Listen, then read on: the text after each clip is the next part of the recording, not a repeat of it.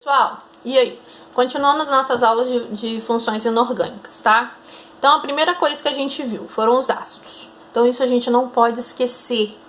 A ácido inicia com a letra H, um íon H+, que é liberado na dissociação, ou seja, na separação dos ácidos, tá? Então, a gente tem HNO3, HPO4, HCl. Nem todos os ácidos, eles têm que ter o oxigênio. Não, isso não. Isso daí é uma outra parte, tá? Onde a gente vai ter um ácido, um oxiácido ou um hidrácido. O oxiácido que tem oxigênio, o hidrácido que não tem. Quando a gente vai para a nomenclatura, parece muito difícil. E às vezes é. Mas aí a gente tem uma música que é super legal, tá? Vocês podem olhar aqui, ó, no computador. Ó, mosquito, teimoso. Te mato, te pico. Te meto no vidrico. Eu, particularmente, coloco te bato. Mas se vai matar, se vai bater, não tem problema nenhum. O que a gente não pode esquecer é o final. Então, mosquito, teimoso. Ito, oso. Então, se o ânio termina em ito, eu vou trocar quando virar ácido para oso. Então, se eu tenho nitrito, vai virar nitroso. Só nitroso? Não esqueçam. Tenho que colocar a palavra ácido. Ácido nitroso, tá? Então, ó, te bato ou te mato, te pico. Nitrato, nítrico. Vão ter umas variações em acentos, mas o acento a gente deixa para depois, tá bom? Te meto no vidrico. Então, se eu tenho brometo, bromídrico, tá? Então, eu tenho essa troca. Essa música é o hit da aula de Química de Funções Inorgânicas. A gente não pode esquecer de maneira alguma, tá? Tem que ser o nosso crush, podemos dizer assim. Pois bem, quando a gente sai de ácido, a gente vai para a base. A base é super tranquilo. Por quê? Toda base termina com uma hidroxila, um OH. Então, esse OH, ele vai dar o nome dessa base, que é super tranquilo.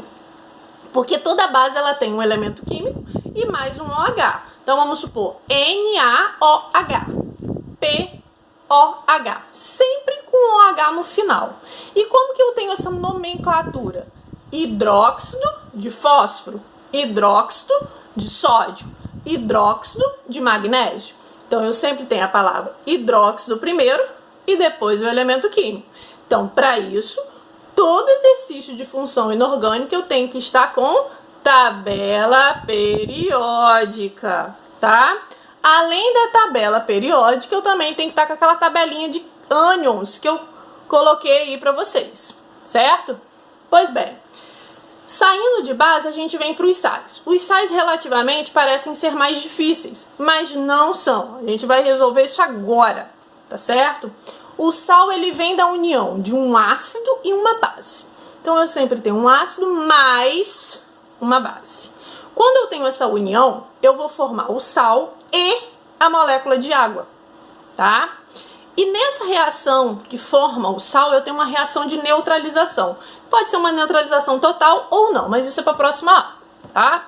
O que eu preciso saber aqui, o que é essa neutralização? É a base neutralizando o ácido, ou seja, tirando a força dele, podemos dizer assim, tá? E aí, como que vai ser essa nomenclatura do sal?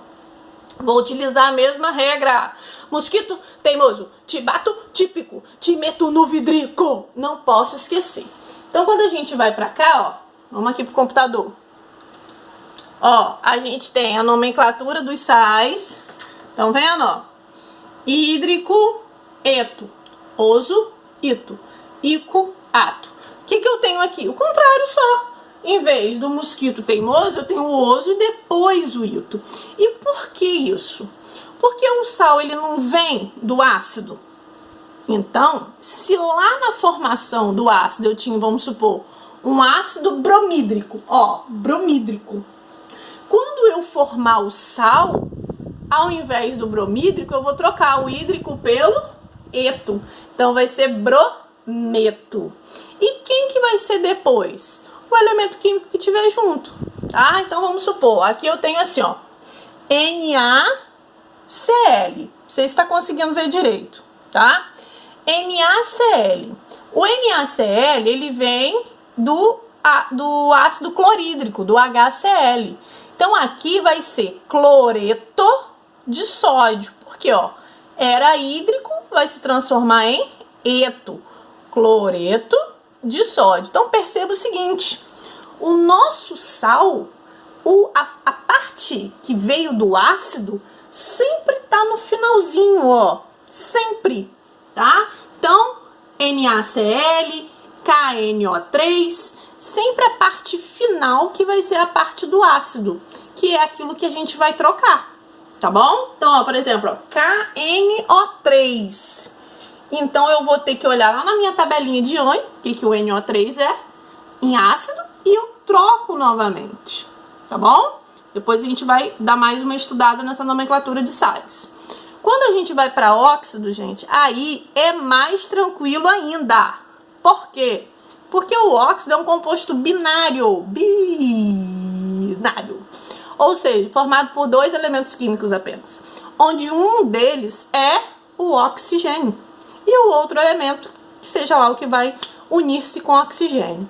Então, eu tenho CO, NO. Sempre assim? Não, eu posso ter NO2. Ah, mais 2, professora. Sim, mas é o mesmo oxigênio. Então, vai dar certo do mesmo jeito. E a nomenclatura? Bem mais tranquilo, igual a base. Só que a base eu tenho hidróxido, no óxido eu tenho óxido, o próprio nome. Óxido de carbono, óxido de nitrogênio, óxido de fósforo. Se eu tiver no O um númerozinho, vamos supor NO2, aí eu posso chamar de dióxido de nitrogênio, CO2, dióxido de carbono, certo? Até a próxima aula. Beijo!